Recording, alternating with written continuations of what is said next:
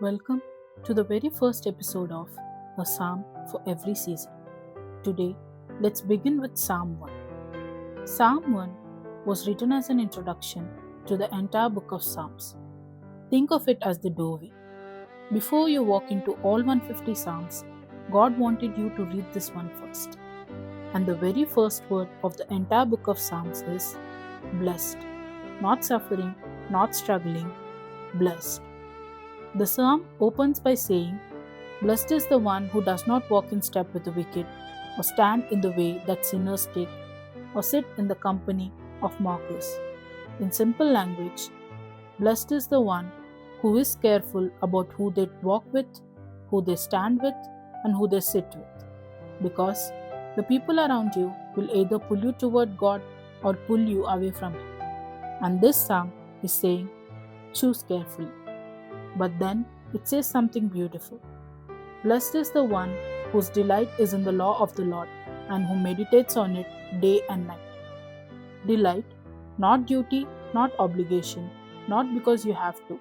Delight, like it is something you actually want, something that brings you joy. And then comes the promise. That person, the one who delights in God's word, shall be like a tree planted by streams of water, which yields its fruit in season and whose leaf does not wither. A tree planted by water does not worry about drought. It does not struggle to survive. It does not wither when the heat comes, because its roots go deep into the water source. In the similar way, when your roots go deep into the Word of God, you do not wither when hard season comes. Either you stand, you bear fruit, you thrive.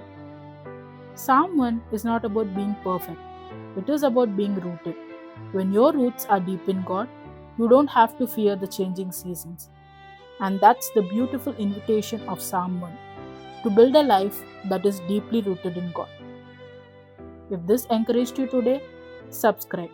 Every Thursday, we'll journey through one psalm together and discover how God's word speaks to our lives today.